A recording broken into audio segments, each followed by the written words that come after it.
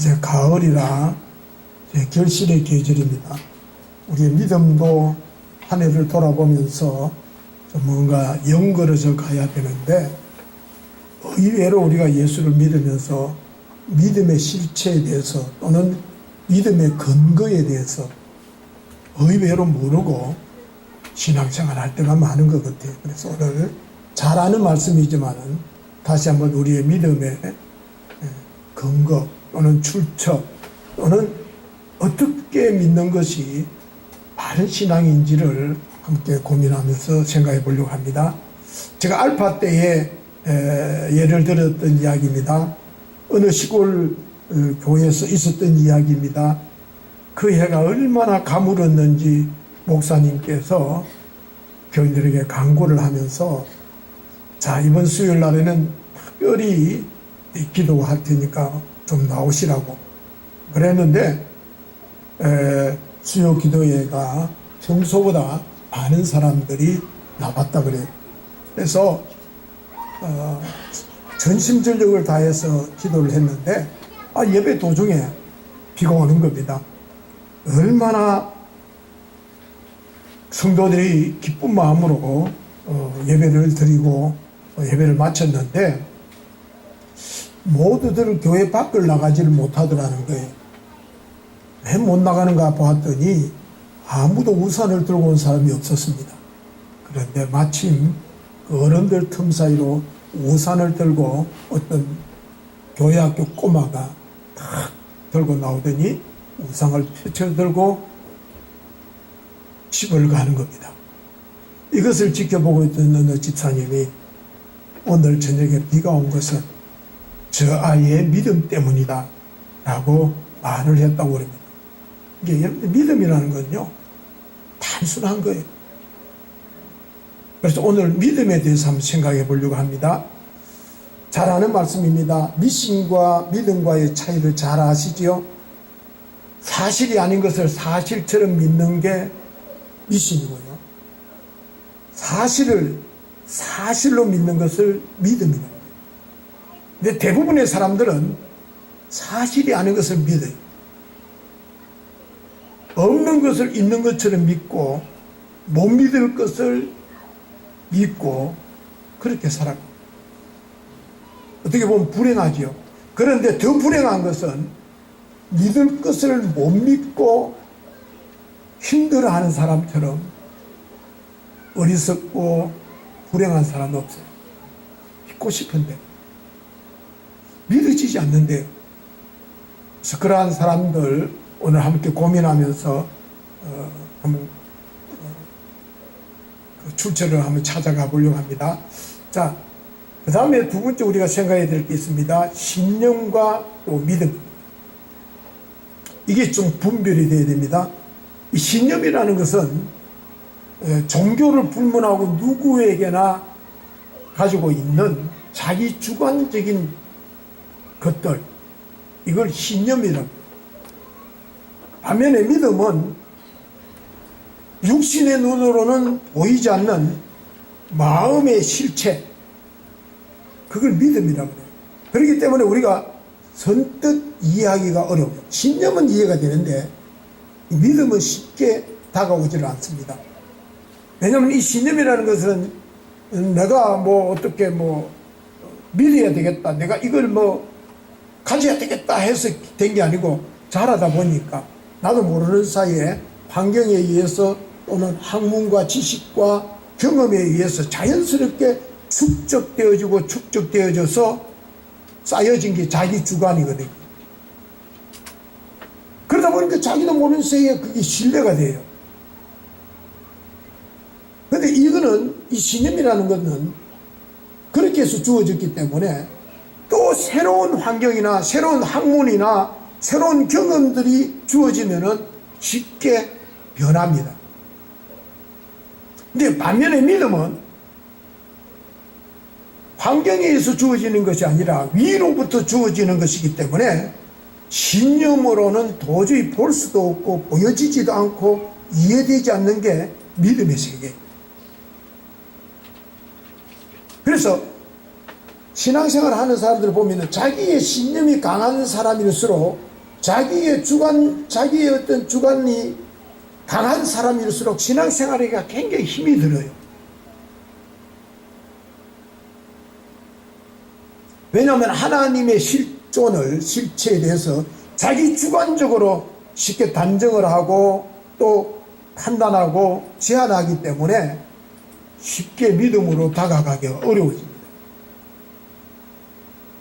여러분들, 우리가 어떤 사물을 보고 판단할 때에 그러잖아요. 단순히 눈으로 식별하는 그런 육안으로 판단하지 않습니다. 거기에는 뭐가 동원이 같이 됩니까? 삶의 이치를 깨워가는 지안도 함께 포함되고요. 뿐만 아니라 육안과 지안으로는 볼 수 없는 영안, 이걸 영감이라고 그러잖아요. 이게 한때 어우러져서 그래서 어떤 것을 보고 판단을 합니다. 어떤 것을 보고 어떻다라고 이야기를 합니다. 마찬가지입니다. 믿음의 세계도 어떤 육안이나 지안이나 어떤 신념을 제한되지 아니하고 그걸 뛰어넘어서 어떻게 보면은 영 안으로 볼 수 있는 세계가 믿음의 세계입니다. 그래서 어려워요. 만일 우리들의 신념에 의해서 여러분들이 믿음이 가진다면은, 그걸 믿음으로 착각을 한다면은, 여러분이 논리적으로 합리적으로 그 어떤 신념이 믿음으로 정의가 될는지 모르지만 그것은 온전한 믿음이 아니라, 그래서 여러분들이 신념을 가지고 맞다, 이래가지고 우리가 믿음을 받아들여진다면 참 좋을 거예요. 근데 사실은요, 이단에 가보면은 대부분이 여기에 접근을 합니다. 믿음으로 접근하는 것 같아도 따지고 보면은 인간의 신념에다가 접근을 합니다. 아주 합리적이고 논리정연하게 이해할 수 있도록 탁 터치를 해줍니다. 우와 하고는, 야, 교회에서는 이런 소리 안 했는데 라고 이야기를 합니다. 그것은 믿음이라기보다는 지식이, 경험이요. 그것은 어떻게 보면은 그 사람의 의지의 산물이라고 말할 수가 있습니다. 그래서 오늘은 믿음의 실제를 한번 쫓아서 우리가 믿음을 좀 새롭게 한번 다져보려고 합니다. 자, 오늘 이 본문 말씀으로 이제 돌아갑니다. 본문 말씀은 크게 두 단락으로 되어 있습니다. 지금은 한 단락만 우리가 읽었습니다. 두 단락으로 되어 있는데, 첫째 단락이 어떤 거냐면은 예수님께서 베드로와 야고보와 요한을 따로 데리고 산에 올라가십니다. 그리고 산에 올라갔더니 예수님의 옷이 광채가 나기 시작합니다. 제자들이 깜짝 놀라는데 순간적으로 엘리야와 모세가 나타나더니 예수님과 함께 만나는 거예요. 이걸 제자들이 보고는 깜짝 놀라죠. 흥분이 됩니다. 얼굴이 지금 자기네들의 얼굴도 지금 황홀한 얼굴이 되어버립니다. 지금 산 위에서는 이런 광경이 펼쳐지는 동안에 산 아래에는 어떤 광경이 또 만들어지느냐 하면은 동시에 이루어지는 광경입니다. 귀신에게 매여서 거품을 내뿜으면서 쓰러진 아이를 한 아버지가 안고 제자들에게 찾아옵니다. 그러자 이 제자들이 이 아이를 붙들고 기도를 합니다. 예수님처럼 흉내도 내봅니다. 근데 여전히 이 아이는 경련만 일으키고 있는 거예요. 제자들이 불안합니다. 왜 우리는 안 되지? 아니, 왜 귀신이 물러가지 않지? 9명의 제자들은 쩔쩔매고 당황을 하고 있는데, 오늘 이 본문 속에 보면은 그를 지켜보고 있던 바리새인들과 서기관들이 비난을 합니다. 저들도 엄두를 못 내면서 쩔쩔매고 있는 제자들을 비웃고 수군거리고 비난할 때에 예수님이 내려오시다가 이 광경을 지켜보고는 예수님이 뭐라고 했냐면, 믿음이 없는 세대여 하시면서 그 아이를 내게로 데려오너라 하십니다. 여전히 경련을 일으키며 있는, 거품을 물고 있는 이 아이를 아버지가 안고 예수님께 데려갑니다. 그리고는 예수님께 가서 말합니다. 선생님, 무엇을 하실 수 있거든 우리를 불쌍히 여기셔서 우리를 도와주십시오 라고 이야기합니다. 그때 예수님이 느닷없이 말씀을 할 수 있거든 무슨 말이냐, 믿는 자들에게는 능치 못할 일이 없느니라 라고 이야기를 합니다. 이 말씀에 이 아이의 아버지가 깜짝 놀라서 아이고 주여, 내가 믿나이다, 나의 믿음 없는 것을 도와주십시오. 그러자 예수님께서 그 귀신을 쫓으시고 아이를 깨끗이 치유해 주십니다. 그리고는 예수님이 제자들과 함께 한 가정에 들어갑니다. 가정에 들어가 있을 때에 제자들이 조용히 예수님께 여쭙습니다. 주님, 우리는 어찌해서 늘 그 귀신을 쫓아내지 못합니까? 라고 물었습니다. 거기에 대한 답이 오늘 우리들이 얻고자 하는 해답입니다. 자, 마태복음에서는요, 동일한 사건을 두고 마태복음에서는 믿음이 적은 자들, 믿음이 적다라고 이야기합니다. 누가복음에서는 믿음이 없기 때문이라고 그러는데 여기서는 기도를 하지 않았기 때문이다라고 이야기합니다. 이렇게 믿음의 중요한 포인트가, 믿음은 적거나 없거나 상관없이 무엇과 연결되어진다? 기도와 연결되어진다 라는 해답입니다. 그래서 오늘 제가 여기에다 우리가 초점을 맞춰서 한번 생각을 해봅니다. 자, 먼저 첫째 생각할 게 있습니다. 자, 예수님께서 이 아이의 아버지에게 하시는 말씀입니다. 믿는 자에게 능치 못할 일이 없다, 믿으면 불가능할 게 없다 라는 말씀을 할 때에 그 믿음의 실체가 무엇이겠습니까? 믿는 자에게는 능치 못할 일이 없다, 믿으면 불가능한 게 없다. 근데 그 믿음이 뭐냐는 거예요. 여러분들이 불가능이라는 없단 말은 교회에서만 사용하는 게 아닙니다. 유명한 나폴레옹이 이 말을 내 사전에는 불가능이 없다라고 해서 유명한 사람이 되잖아요. 이보다 더 유명한 집단이 하나 있습니다. 북한 집단이. 그들은요, 할 수 있다, 불가능은 없다 하면서 막 돌격 밀어붙입니다. 북한에서 제일 많이 쓰는 단어입니다. 여러분들, 우리가 알아야 될 것은 불가능이 없다는 말과 믿는 자에게는 능치 못할 일이 없다라는 말은 혼돈해서는 안 된다라는 거예요. 분명한 차이가 있습니다.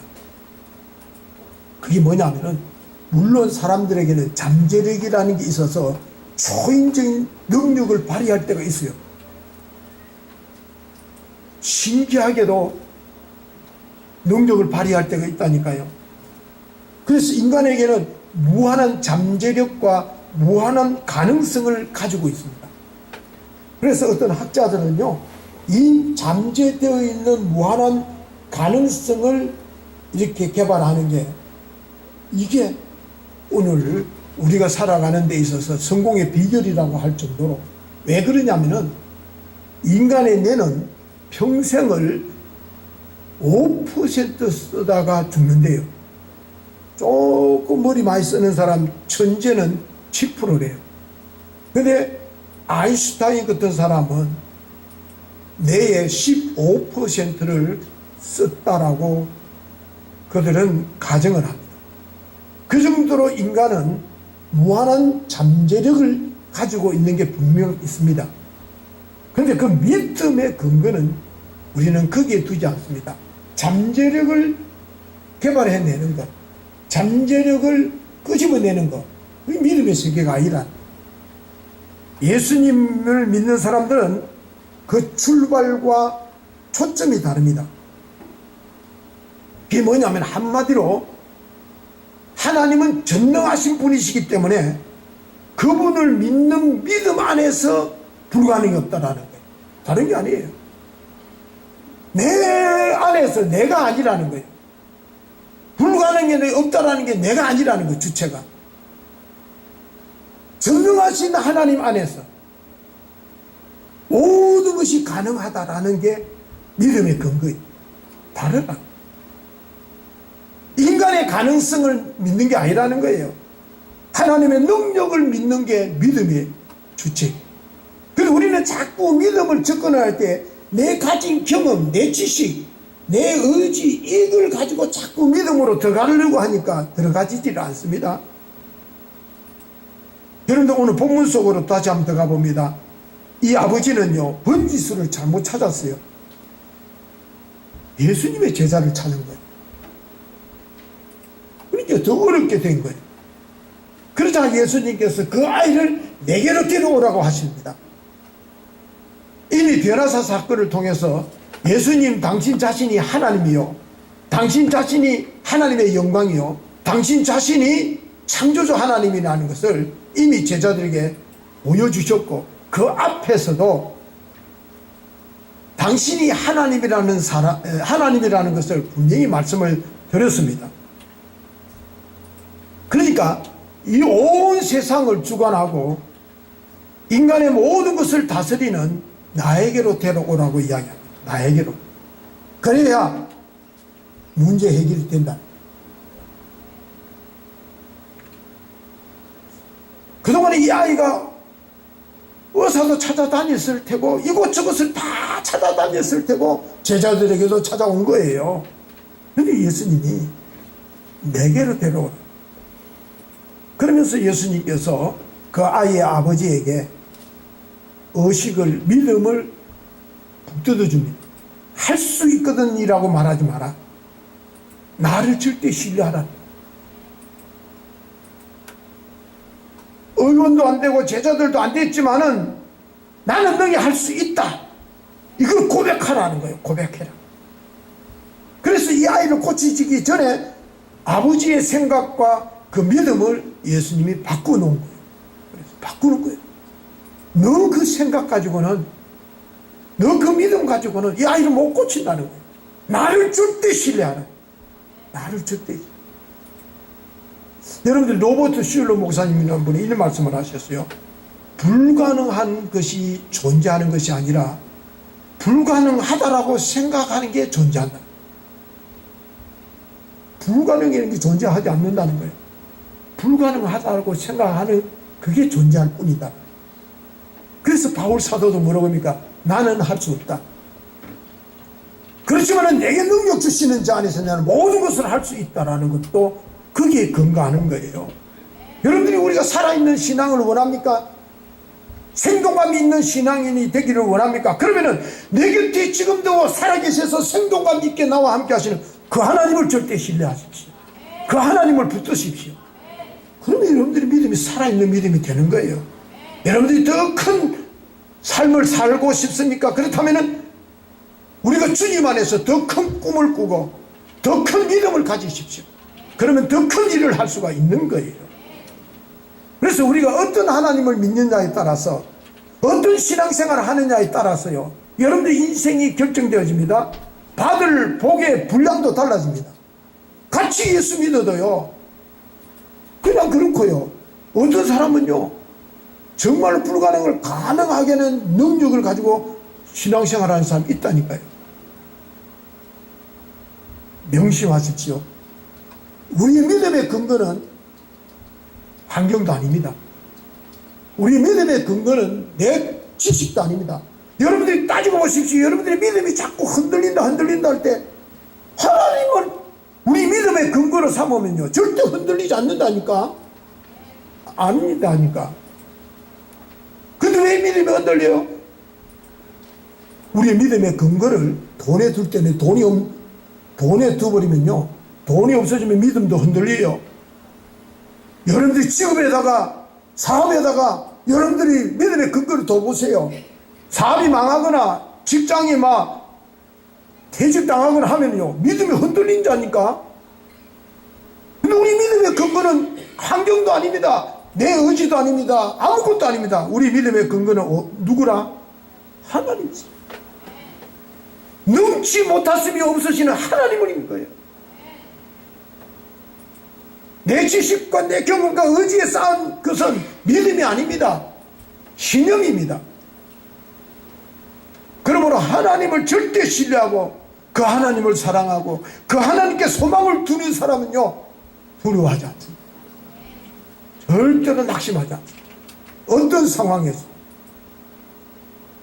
제가 어제 막 결혼식이 2군데 3군데 막 이래가지고 결쳐가지고 가보니까 뭐 여기서 만난 목사님이 저 가서 만나고 다 만나니 뭐 쫓아다니기 바빠. 김 목사 뭐 조교한테 한다며 뭐 대책 세워놨나 그래요. 아, 참 믿음 없는 소리 하네. 거기 무슨 소리.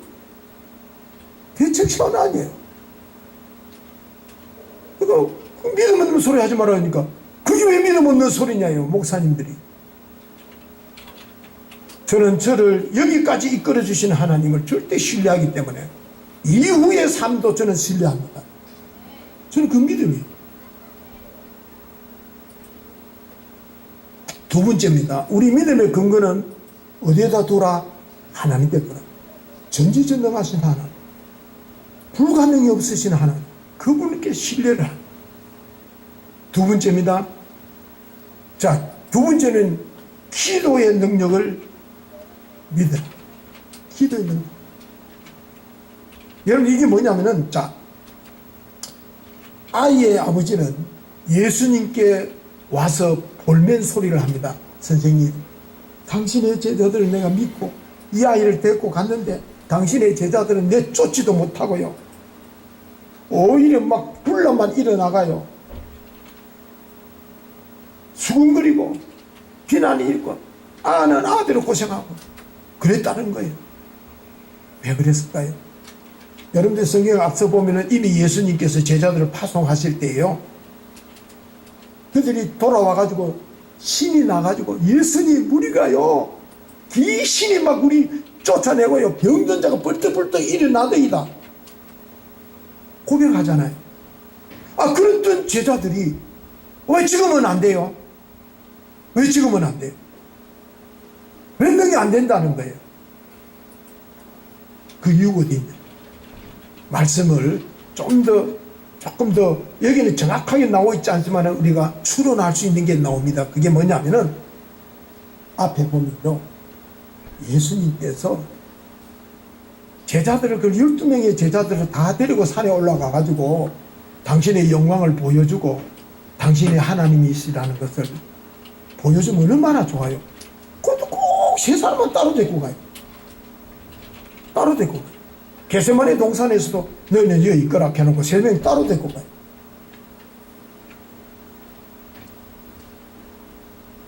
그 남은 9명은 기분이 어떨 것 같아요? 여러분들 같으면 기분이 어떨 것 같아요? 우리는 뭐냐? 우리는 따로 국밥이가? 아유, 데려가려면 다 데리고 가야지. 에이, 참!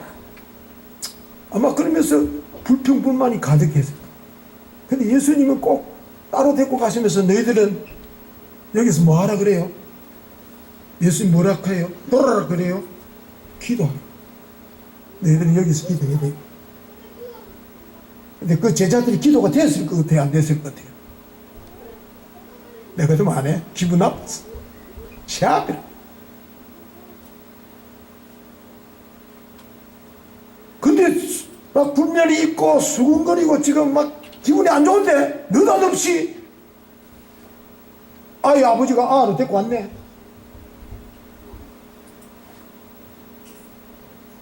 어떻게 될까? 데려왔으니 기도한다고 해보니 안 되는 거예요. 그래서 왜 우리는 안 됐냐는 거예요. 어찌하여 우리는 할 수 없느냐고 묻는 거예요. 예수님께서 믿음이 없고 믿음이 적고 너희들이 믿음이 없고 믿음이 적은 것은 기도하지 않아서 그랬다. 이봐, 너희들이 기도하고 막 두 명씩 너희들이 나갔을 때는 됐지? 귀신이 쫓겨가고 병이 고쳐지는 거 봤지? 그 말씀. 기도해야 될 시간. 불평해나고 웅성거리고 수근거리고 그렇습니다. 여러분, 우리의 믿음이 흔들리는 것은 하나님께 뒀어요. 하나님을 절대 신뢰했는데도 우리는 인간인지라 믿음이 흔들릴 수 있어요. 왠 줄 알아요? 기도가 흔들리거나 기도를 하지 않으면 우리의 믿음은 흔들리게 돼요. 이걸 분명히 알아요. 그러니까 믿음이 부족하다는 말과 믿음이 없다는 말과 기도하지 않았다는 말은 동의어예요. 같은 말이에요. 이거는 따로따로 생각할 수 없는 거예요. 같이 가는 거예요. 그래서 앤드루 머레이라는 목사님이 그 말했어요. 기도는 사람의 무능과 전지전능하신 하나님과의 관계를 잇대어주는 이음줄이다. 기도는 이음줄이다. 무능한 우리가 전지전능하신 하나님과 연결을 시켜주는 고리가 기도다. 그래서 마귀는 최대한 우리를 유혹을 합니다. 뭐하게 유혹하는 줄 압니까? 기도하지 말라고 안 합니다. 기도하지 말라고 유혹 안 하고 우리를 어떻게 유혹하는 줄 알아요? 뭔가 쫓기듯이 살도록 바쁘게 만듭니다. 시간 나면은 요거 하고 싶고 저거 하고 싶고 헬스 하고 싶고 뭐 취미생활 하고 싶고 바빠 정신없이 이것도 해야 되고 저것도 해야 되고 막 하다 보니까 그 다음에는 자연스럽게 뭐가 안 돼? 기도할 시간이 없어. 기도가 안 되니까, 기도가 연결 안 되어주니까 하나님의 능력과 도움을 받을 수도 없고 차단시키는 게 되거든요. 그러므로 여러분들 우리가 끊임없이 간단합니다. 내 제조로 살 것인가 아니면 하나님의 도우심으로 살 것인가 내 힘으로 살 것인가 하나님의 능력으로 살 것인가 그것은 어디에 달렸다? 기도에 달렸어. 여러분들 우리가 예수 믿어도 무력하고 예수 믿어도 기쁨이 없고 예수 믿어도 조그마한 말 한마디에 또는 환경에 우리의 막 믿음이 흔들리는 것은 뭐가 뒷받침 안 돼서? 기도가 뒷받침 안 돼서. 기도가 뒷받침 안 되니까. 그러니까 예수님께서 분명히 진단해 주셨습니다. 너희들의 실패의 원인은 기도가 부족했기 때문에 진단해 주시고 그리고 처방을 해 줍니다. 어떤 처방입니까? 기도 외에는 다른 이런 능력이 나타날 수 없다. 기도 외에는 진단과 처방이 분명히 나왔어요. 기도 안 해서 그렇고 기도하면은 됐다라는 처방이 나온 거예요. 그렇기 때문에 우리가 예수를 믿어도 믿음에 힘이 없고 하는 것은 자꾸만 내 구석을 가지고 내 의지 내가 가진 경험을 가지고 자꾸 믿어보려고 하니까 안 되는 거예요. 그리고 기도도 안 하고 우리가 기도를 포기한다는 것은 믿음을 포기하는 것이고 믿음을 포기한다는 것은 하나님의 은혜를 기적을 포기하는 것이 되는 거예요. 여러분들이 하나님의 은혜 가운데 살고 싶습니까? 날마다 하나님의 축복 속에 살고 싶습니까? 믿음을 가지십시오. 그 믿음을 가지기 위해서는 뭐 해야 된다? 기도해야 된다. 믿음이라는 것은요 기도를 통해서 능력으로 나타나게 되어 있습니다. 그러므로 이제는 말씀을 다시 정리할 때 여러분들 믿음은 내 지식과 경험과 의지로 얻어지는 게 아니에요. 나아가는 게 아니에요. 나의 것이 아닙니다. 나는 할 수 없지만은 주님은 할 수 있다라는 절대 신뢰 그 믿음을 근거로 하는 겁니다. 그 믿음이 저는 아마 여러분들은 그래도 어릴 때 붙들 게 있었잖아요. 의지할 때가 좀 있었죠. 부모님 계시고 아버지도 계시고 뭐 다 있었잖아요. 저는 없었어요. 그래서 제 믿음이 여러분들보다 조금 더 수준이 좀 다를 수도 있을 거예요. 왜? 저는 진짜 없었어요. 없었지. 가난하지요. 뭐 우리 동네에서는 저를 비웃었다니까요. 아이고 그 놔둬라. 저희 어머님이 태코가 점디예요. 아이고 점디는 예수 믿을 수밖에 없대. 그 집에는 예수 믿을 수밖에 없대. 왜? 달동네에서도 제일 가난했거든. 그러니까 예수 믿을 수밖에 없었다. 여러분, 우리 믿음의 근거는 하나님. 사람이 아닙니다. 환경, 지식, 얄팍한 경험, 그기 때문에 믿음으로 가는 길에 장애가 되는 거예요. 내려놔.